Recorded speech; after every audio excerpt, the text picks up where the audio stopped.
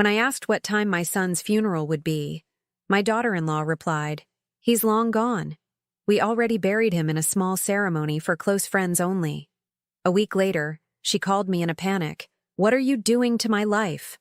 "I'm glad to have you here.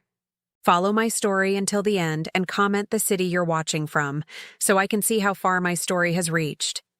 I was arranging flowers in my kitchen when the phone rang. White lilies, Blaine's favorite since he was little. I'd bought them thinking maybe, just maybe, I could bring them to him at the hospital. The doctors had said he was stable, that there was time. "Hello?" I answered, still holding a lily stem. "Opal." Nola's voice was flat, emotionless, not the voice of a grieving wife. "I'm calling about the funeral arrangements."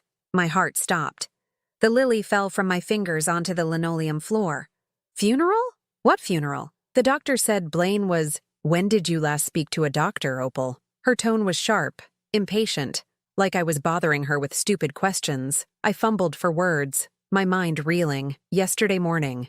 Dr. Henderson said the surgery went well, that Blaine was resting." "That was 2 days ago," she cut me off. "Blaine died yesterday evening. Complications from the infection." The kitchen spun around me. I gripped the counter so hard my knuckles went white. "No, that's not. Why didn't you call me? Why didn't someone—" I tried calling. Her voice held no warmth, no comfort for a mother who'd just learned her son was dead. "You didn't answer." I grabbed my phone, scrolling frantically through missed calls.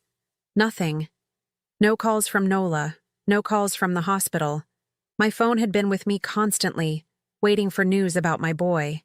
"There are no missed calls from you," I whispered. "Well, maybe your phone was off. Doesn't matter now." I could hear her moving around, probably packing or organizing something, always organizing, always controlling. "The point is, I need to know what time works for you for the funeral. We're thinking Thursday at 2. Thursday. It was already Tuesday evening. That's very soon. Don't we need more time to plan? To notify people?" "It's planned already. Small ceremony, immediate family only. Pastor Williams from my church will officiate." My church. Not our church. Not the church where Blaine was baptized, where he sang in the children's choir every Sunday until he was 12. Her church, where I'd never been welcome. "Nola, please, can we talk about this? I know you're grieving too, but Blaine was my son. I need to be part of about that." Her voice turned colder, if that was possible. "I've been thinking, and honestly, it might be better if you didn't come." The words hit me like a physical blow. I actually stepped backward, my hip bumping against the kitchen table. "What did you just say?" "You heard me. It would be too emotional, too complicated. Blaine wouldn't have wanted a scene at his funeral. A scene. As if a mother grieving her only child was a scene. As if my presence at my own son's funeral would be inappropriate. Nola, you can't be serious. He's my son, my only child. He was my husband. And frankly, Opal, where have you been the last 5 years? You barely called, barely visited. Don't pretend you were close to him now." Each word was a knife, because there was just enough truth in them to hurt. I hadn't called as much as I should have. I hadn't visited as often as I wanted to, but every time I tried, there was always a reason I couldn't come, always some conflict or issue that Nola discovered. "I tried," I whispered. "Every time I planned to visit, something came up. You said he was too tired, or you had plans, or—" "Exactly. You tried. That's not the same as being there." I thought about all the birthdays where my calls went unanswered, the Christmas invitations that were withdrawn at the last minute, the grandchildren I'd never met because Nola said it would be too confusing for them to have multiple grandmother figures. "Wait, grandchildren? The kids," I said suddenly. "Blaine's children. I should at least—" "What children?" Nola's voice was genuinely confused now. "He told me. 2 years ago he said you were expecting. Then last year he mentioned the baby was walking and—" Nola laughed. Actually laughed. "Opal, we never had children. I don't know what Blaine told you, but we decided against kids years ago. My career, his health issues. We were happy, just the two of us. The lies. The elaborate stories Blaine had told me about his imaginary children. The photos he'd shown me that must have been of other people's kids. Why would he lie about something like that?" "I don't understand," I murmured. "Look, Opal, I don't have time for this right now. I have a funeral to finalize. The service is Thursday at 2 at Peterson's funeral home on Maple Street. If you really insist on coming, fine, but keep it together, okay? This isn't about you. She hung up before I could respond. I stood there holding the dead phone, staring at the lily on my kitchen floor. My son was dead, and I'd learned about it from his wife like it was an inconvenience she needed to manage. I called the hospital, my hands shaking as I dialed. St. Mary's, how can I help you? I'm calling about my son, Blaine Morrison. He was a patient there, and I was told, let me transfer you to patient information. The hold music was cheerful, upbeat. Completely wrong for what I was feeling. Finally, someone came on the line. Ma'am? I'm sorry, but we don't have any record of a Blaine Morrison being a patient here in the last 6 months. That can't be right. He had surgery 2 days ago. Dr. Henderson was his surgeon. We don't have a doctor. Henderson on staff, ma'am. Are you sure you have the right hospital? I hung up, my mind spinning. What hospital had Blaine been in? Why had I thought it was St. Mary's? The conversations with him over the past weeks blurred together in my memory. Had I assumed which hospital? Had he actually told me, or had I filled in the blanks myself? The funeral home. I could call Peterson's, at least confirm that much. Peterson Funeral Home, this is Margaret speaking. Hi, I'm calling about the service for Blaine Morrison on Thursday. Oh yes, Mrs. Morrison. Everything is arranged just as you requested.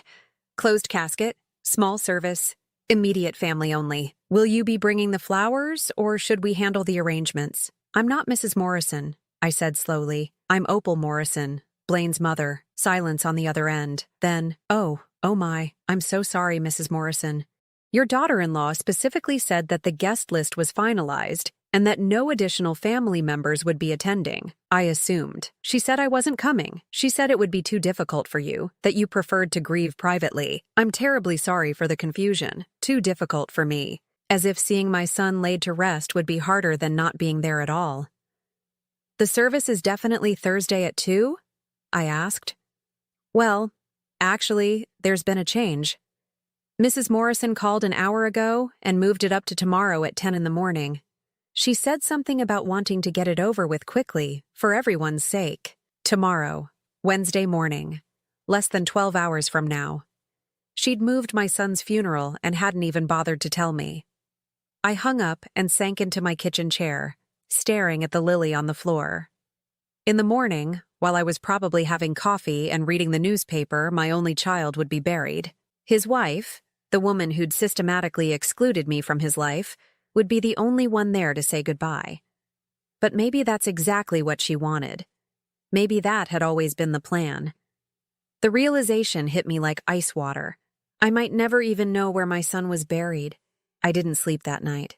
Instead, I sat in Blaine's old bedroom, surrounded by photos and memories, trying to piece together when everything went wrong. The room had been untouched since he moved out 12 years ago. His baseball trophies still lined the shelves. His college diploma hung crooked on the wall where he'd hastily placed it before graduation. When did I lose my son?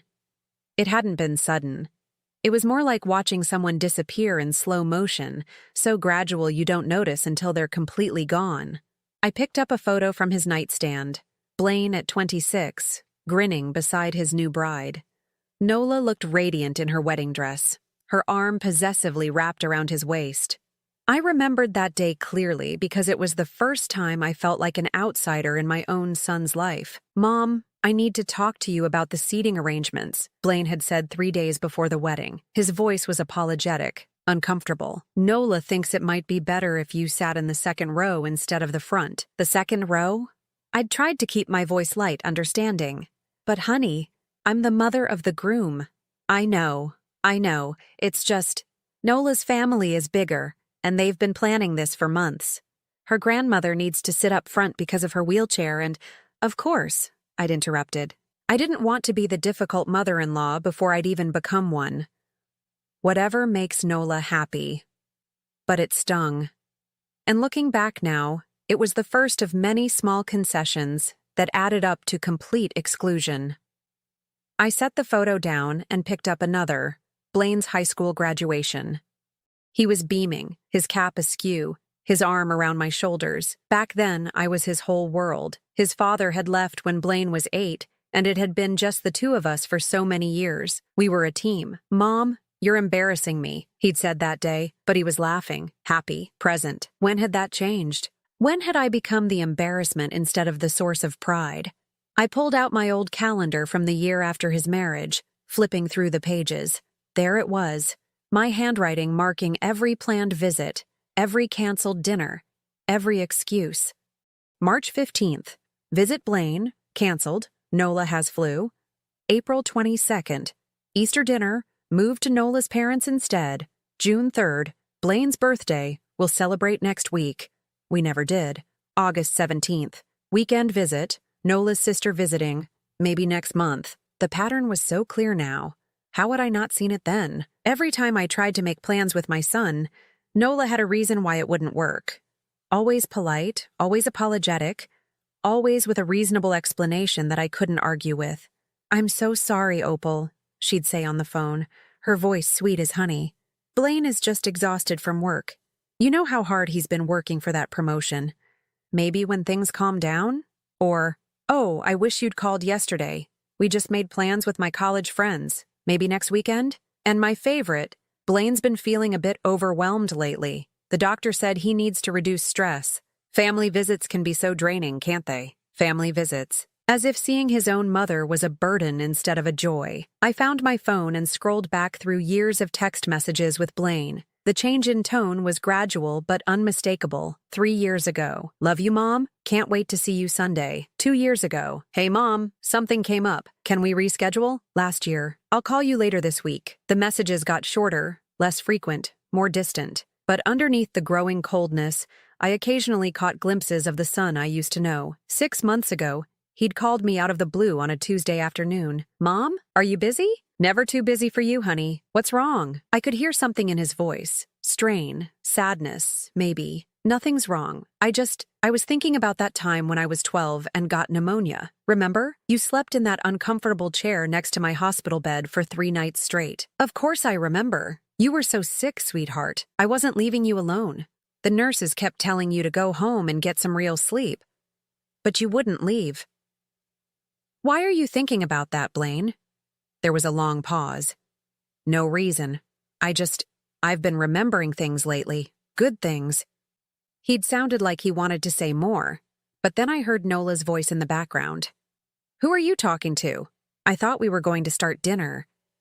"I should go, Mom. Nola's making her famous lasagna tonight." "Okay, sweetheart. I love you."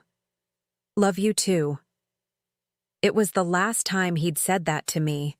The last time he'd called just to talk, just to remember. What had he wanted to tell me that day? What had he been remembering? I walked to my kitchen and made coffee, even though it was 3 in the morning. As I waited for it to brew, I thought about all the warning signs I'd missed or chosen to ignore, like the time I'd shown up unannounced for Blaine's birthday 2 years ago. I'd driven 3 hours with his favorite chocolate cake, the one I'd made for every birthday since he was 4. When Nola answered the door, her face went through a series of emotions. Surprise, annoyance, then that practiced smile. "Opal! What a surprise. We weren't expecting you." "I know, I should have called. But it's Blaine's birthday, and I wanted to bring his cake." "Oh, how thoughtful. But actually, we're just leaving for dinner with my family. My mother made reservations at that new steakhouse downtown. I could come with you," I'd offered hopefully. "I'd love to meet your parents properly." "Oh, I don't think there's room. It's a small table. You know how restaurants are." She took the cake from my hands. "But this looks delicious. I'm sure Blaine will love it." Through the doorway, I could see Blaine putting on his jacket. He looked up and saw me. "Mom, what are you doing here?" "Not Mom, I'm so glad you're here." "Not Mom, what a wonderful surprise." Just confusion, maybe even irritation. "I brought your birthday cake," I said weakly. He walked over and gave me a quick, uncomfortable hug. "You didn't need to drive all this way. We could have celebrated this weekend." But we hadn't celebrated that weekend. Or the next one. The cake sat in their refrigerator until it went stale, and I never found out if Blaine even had a slice. Now, sitting in my kitchen at 3 a.m., I realized that Nola hadn't just been making excuses. She'd been training my son to see me as an inconvenience. Every canceled visit, every modified plan, every maybe next time had slowly taught Blaine that his mother was someone to be managed, not cherished. And I'd let it happen. I'd been so afraid of being the overbearing mother-in-law that I'd accepted every boundary, every limitation, every excuse. I'd tried so hard to give them space that I'd given up my place in my son's life entirely. The coffee finished brewing, and I poured myself a cup with hands that still trembled slightly. In a few hours, my son would be buried, and I wouldn't be there to say goodbye. But maybe, just maybe, it wasn't too late to understand what had really happened to us.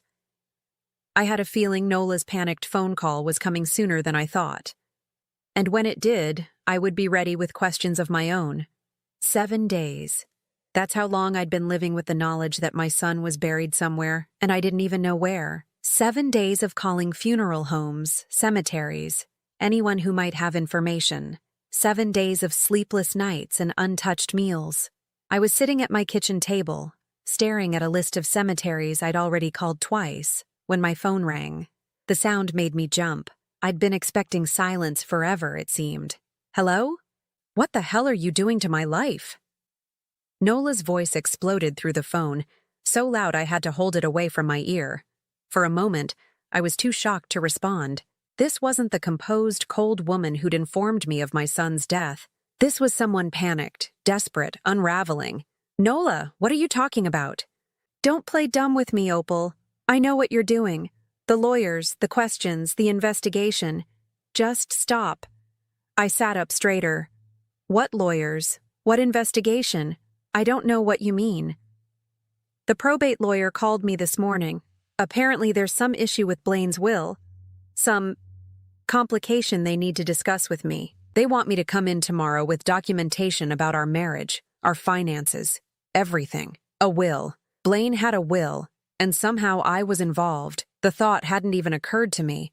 I'd been so focused on just finding out where he was buried that I hadn't considered practical matters like estates and inheritances. I still don't understand what this has to do with me, I said carefully. Stop lying.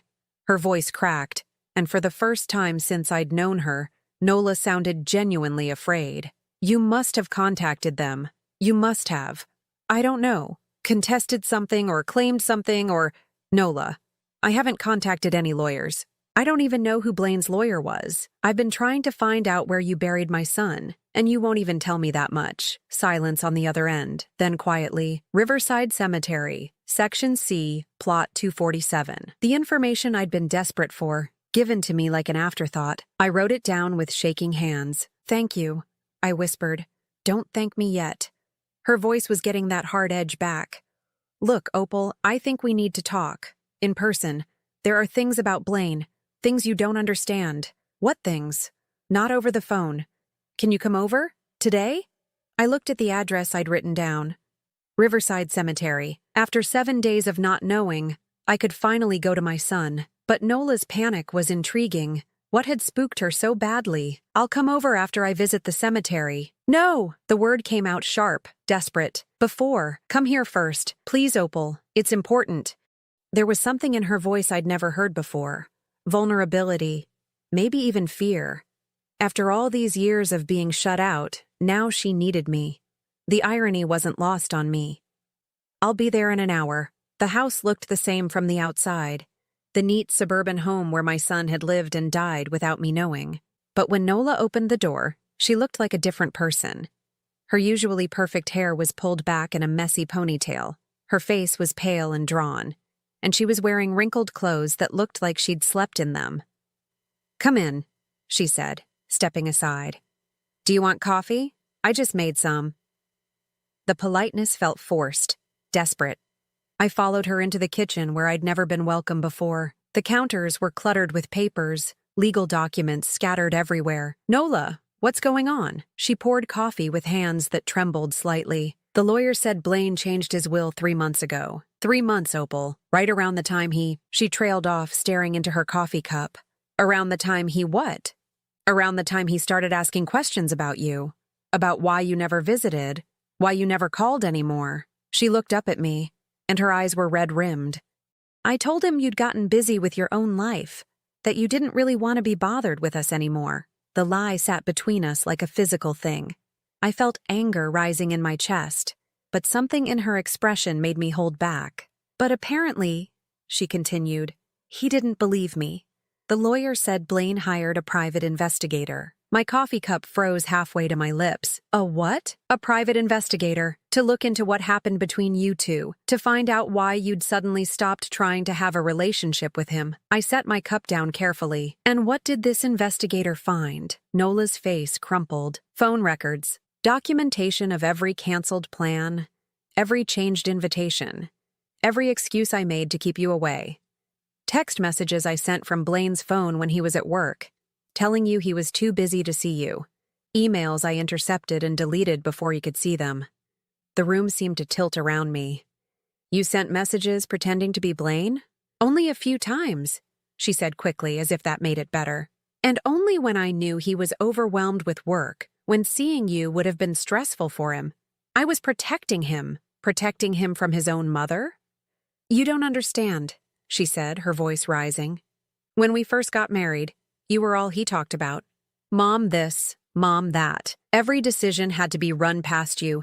Every plan had to include you. I felt like I was married to both of you. I stared at her, this woman who'd systematically stolen my son from me, and tried to find words for the rage building inside me. So you decided to fix that by lying to both of us. I thought if you had some distance, you'd both be happier. I thought Blaine would focus more on our marriage, on building a life with me, and I thought you'd find your own life, your own interests. Did it work? I asked quietly. She looked down at her hands. For a while, Blaine stopped mentioning you so much. We had a good marriage, Opal. We were happy. Until 3 months ago. Until 3 months ago, she agreed. Something changed. He started bringing you up again, asking why you never called anymore, why you seemed so distant. I kept telling him you were fine, that you'd told me you were happy we were giving you space. But he didn't believe you. He said you used to call him every week. He said you used to remember every birthday, every anniversary, every small thing that mattered to him. And then suddenly, nothing. He said that wasn't like you. I felt tears starting to form. My son had known. Somehow he'd known that something was wrong. So he hired an investigator. Yes. And apparently, what they found. She gestured helplessly at the papers scattered across the counter. It was enough to make him change his will. The lawyer said he left everything to you, Opal.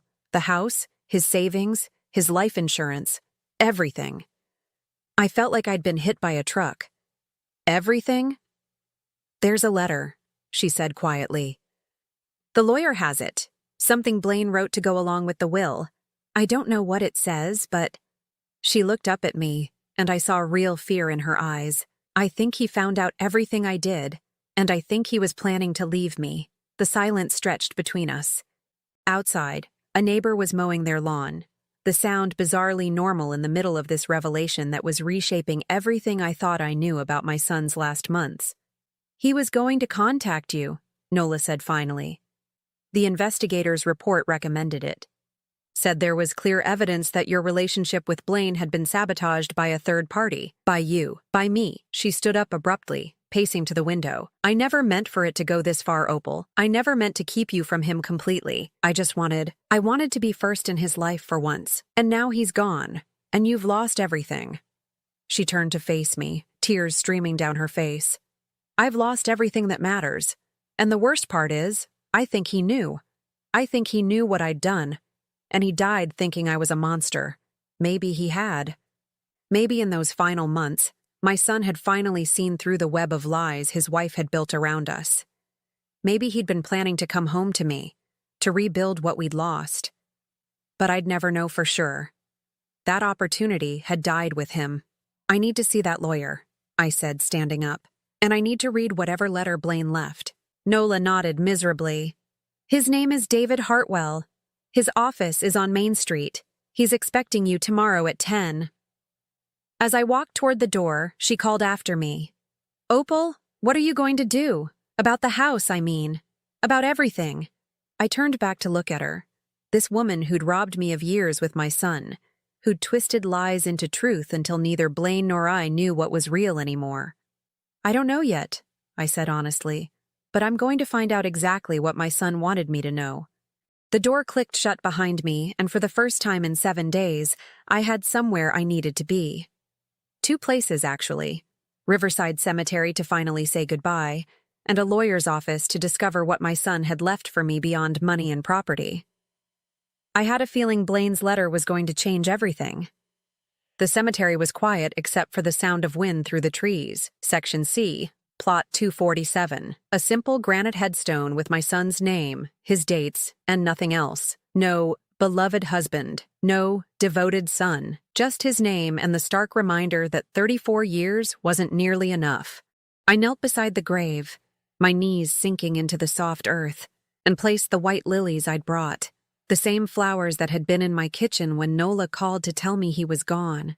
"I'm sorry, sweetheart," I whispered. "I'm sorry I wasn't there.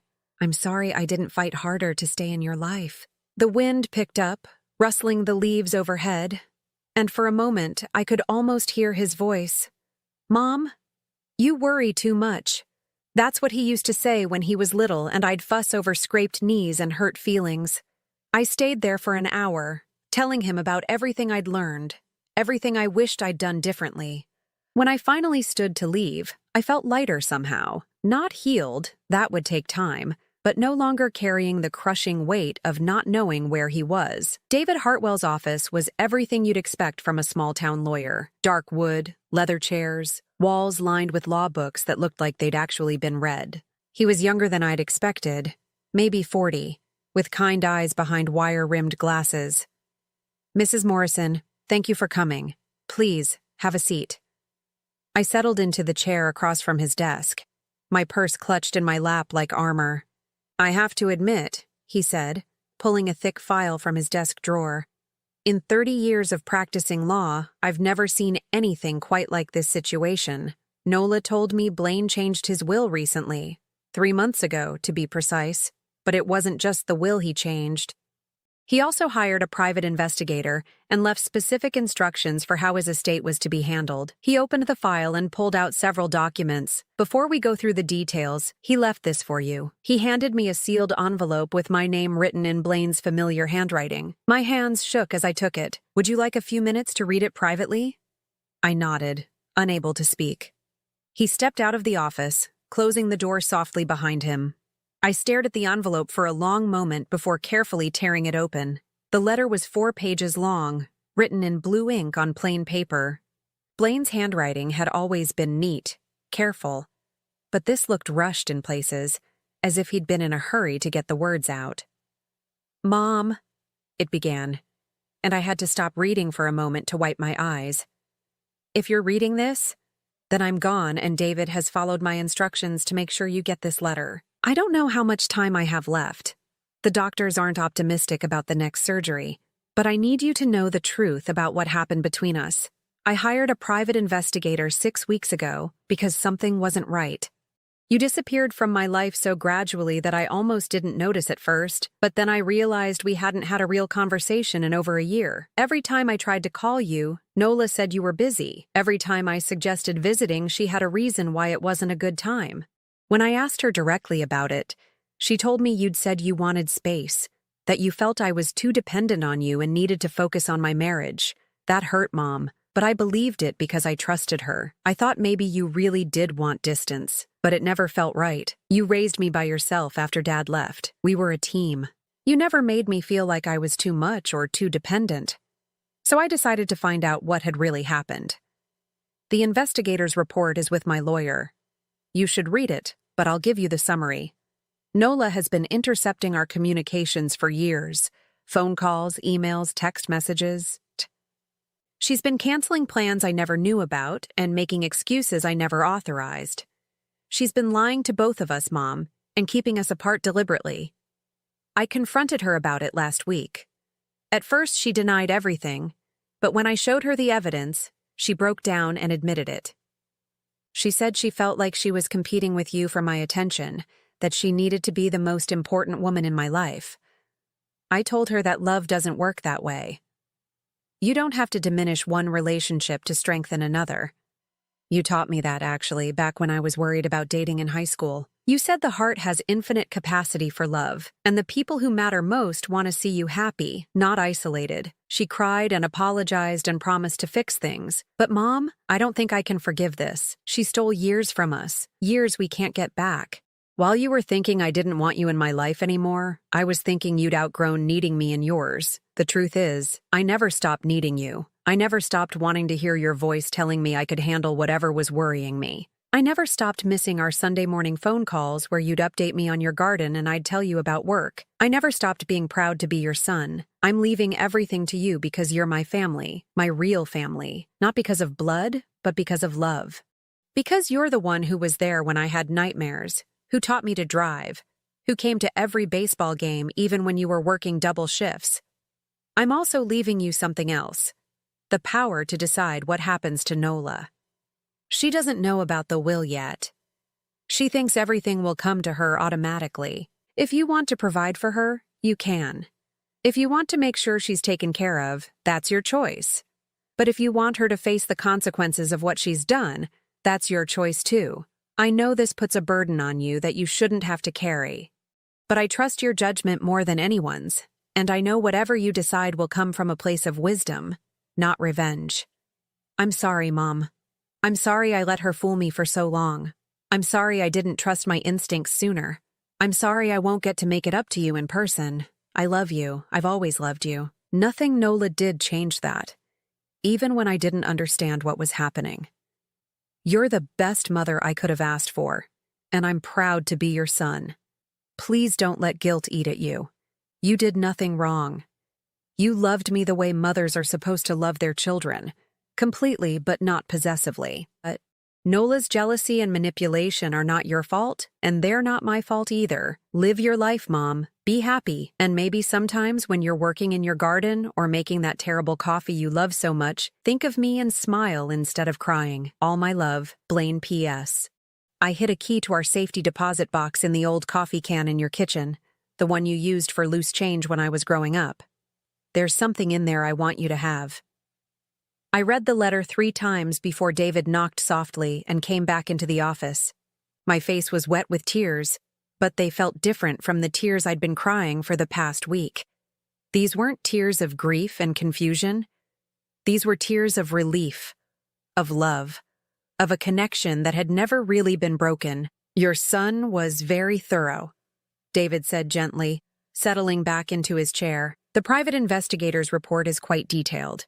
Phone records, email logs, even witness statements from friends and neighbors who noticed the pattern of canceled visits and changed plans. He pulled out another document. The estate is substantial. The house, which is worth approximately $300,000, his savings account with $180,000, and a life insurance policy worth $500,000. Everything comes to you. Nearly $1 million. Money Nola had been counting on, had probably already made plans for. There's also this. He handed me a smaller envelope. Instructions for accessing the safety deposit box. Your son was very specific that you should visit it alone, when you're ready. I thought about the key he'd mentioned, hidden in the coffee can in my kitchen. After all these years, he'd remembered that silly old Maxwell House can where I used to save quarters for his school lunches. What are my legal obligations to Nola? I asked. Legally? None. She has no claim to the estate. Blaine left her nothing, and Texas isn't a community property state when it comes to inheritances. He paused. But I should mention, she's been calling the office every day since she found out about the will change. She's concerned about her financial situation. Concerned enough to admit what she did? She's admitted some things. Yes, she seems to understand that her actions have consequences. He leaned forward slightly. Mrs. Morrison, I've read your son's letter and the investigator's report. What was done to you and your relationship with Blaine was deliberate and cruel. You have every right to feel angry. I thought about Nola, sitting in her kitchen surrounded by papers, realizing that everything she'd built through manipulation and lies was crumbling around her. Part of me felt satisfaction at her panic. But another part, the part that sounded like Blaine's voice, wondered what he would want me to do. I need some time to think, I said finally, to process all of this. Of course. Take all the time you need. When you're ready to make decisions about the estate, call me. He handed me his card and copies of all the documents.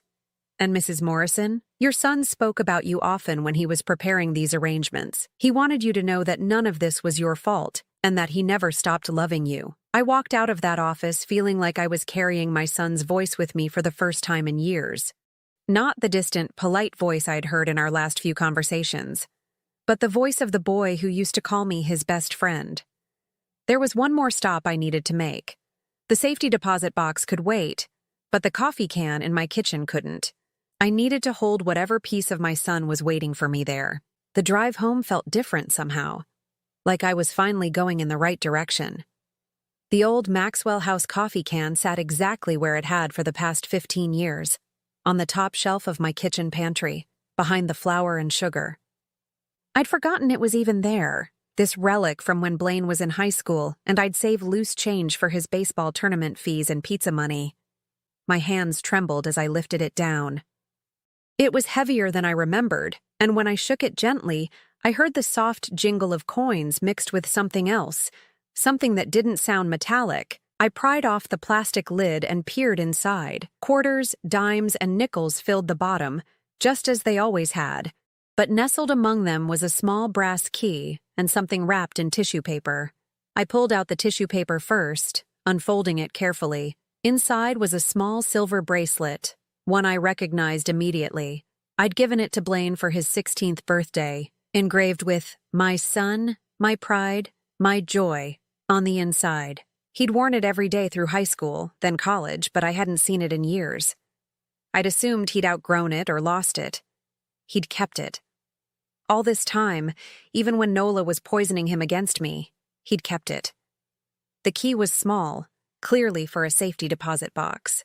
There was a tiny tag attached with an address downtown and a box number, 247, the same number as his grave plot. He'd planned this carefully, even in his final months. I sat at my kitchen table, holding the bracelet and thinking about everything I'd learned today. Blaine had known.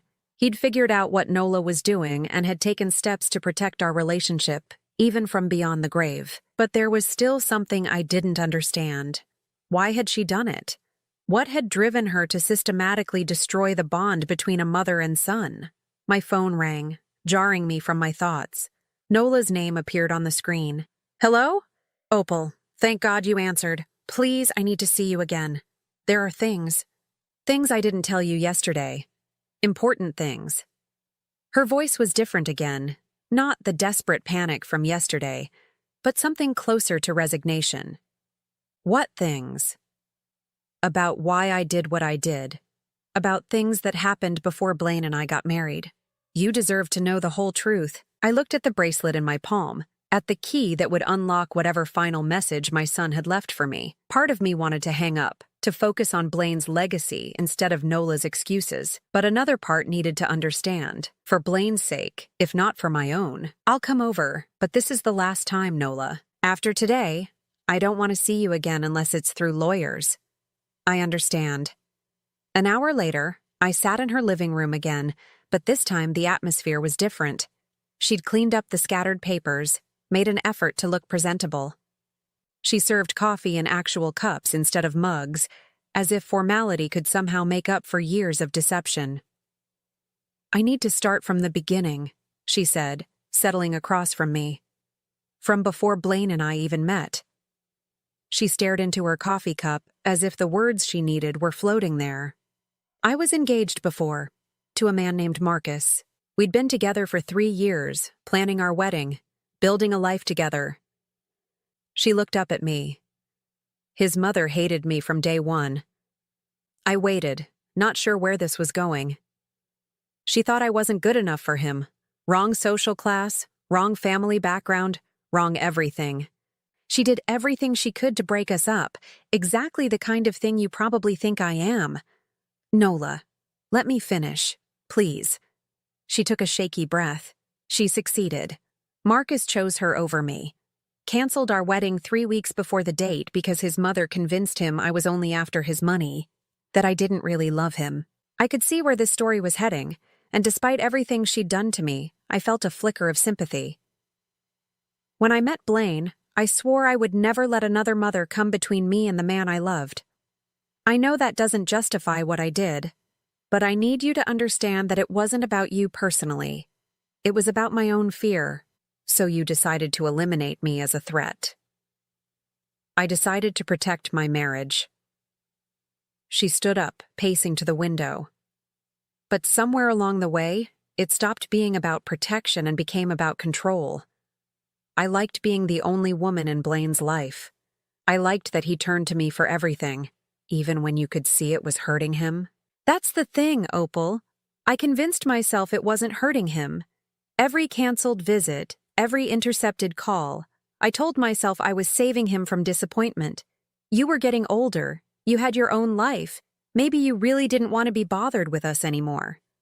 She turned back to face me, and her eyes were red again. I made myself believe my own lies, until these last few months, when Blaine started asking questions I couldn't answer. When he hired that investigator. She sat back down, her shoulders slumping. The report didn't just document what I'd done, it documented how it affected both of you. What do you mean? Your phone records showed dozens of calls to our house that went unanswered. Emails you sent that I deleted before Blaine could see them. Birthday cards and Christmas gifts that I intercepted and threw away. Her voice broke. The investigator even talked to your neighbors. They said you stopped talking about Blaine because it made you too sad. I remembered those conversations with Mrs. Patterson next door, how I'd eventually stopped mentioning my son because every story ended with, "But he's too busy to see me now." There's more, Nola continued. The investigator found out about your medical records. I froze. What medical records? Last year, when you had that emergency appendectomy, you were in the hospital for 4 days. She looked directly at me. You listed Blaine as your emergency contact. The hospital called him. My blood went cold. I remembered that stay vividly. The sudden, terrifying pain, the rushed surgery, the long recovery. I'd been alone the entire time because I'd assumed Blaine didn't want to be bothered with his mother's health problems. I told him you were fine, Nola whispered.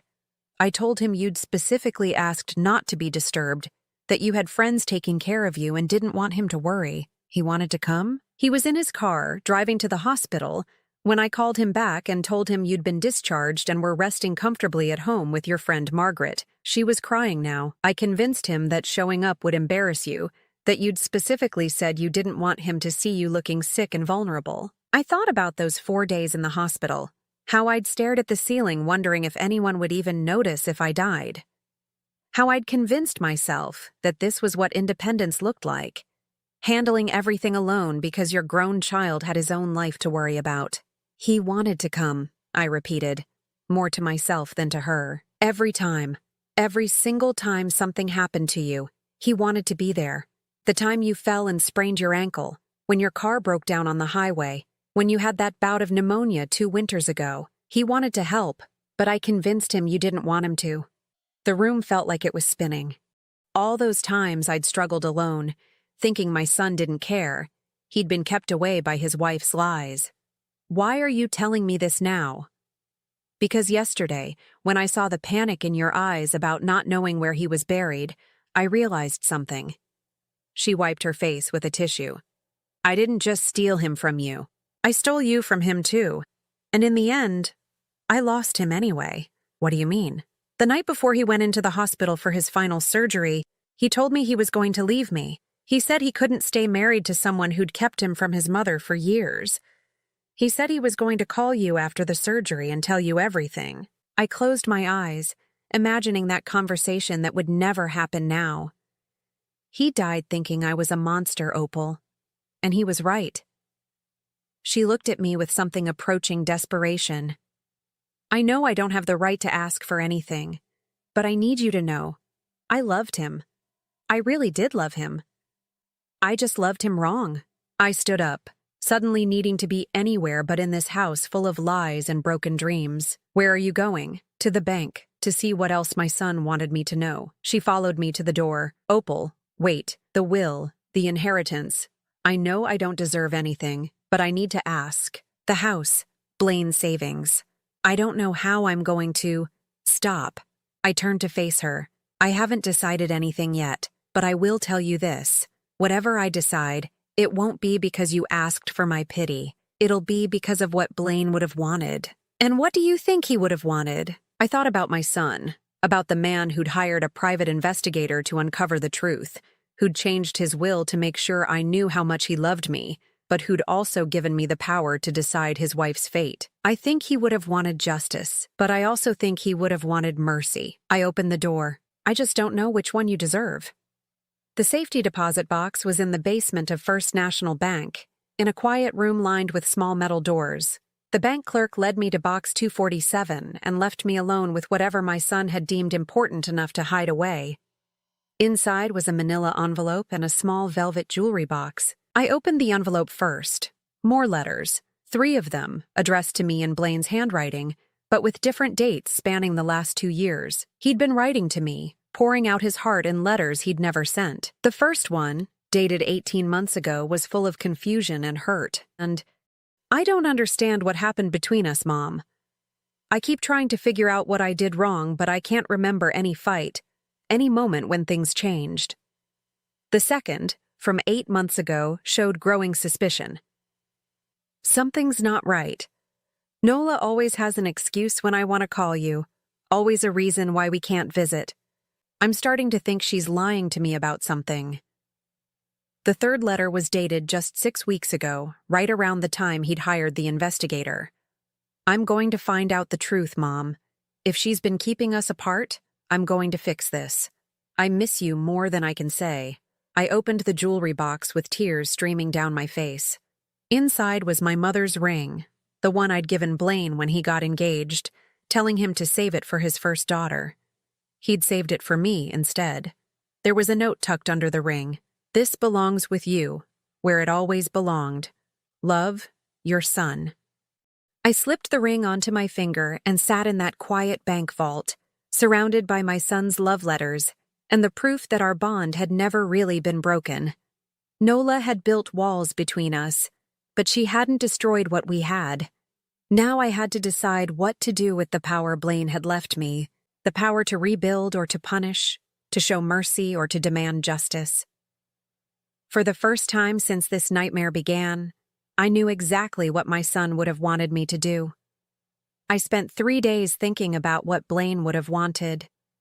3 days reading and rereading his letters, wearing my mother's ring, and trying to separate my anger from my love for my son. On the 4th day, I called David Hartwell and scheduled a meeting with both him and Nola. She arrived at the lawyer's office looking like she hadn't slept in weeks. Her clothes were wrinkled, her hair unwashed, and she clutched a tissue box like a lifeline.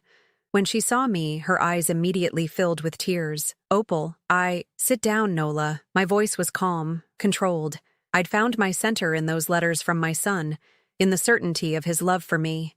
David cleared his throat and pulled out the estate document.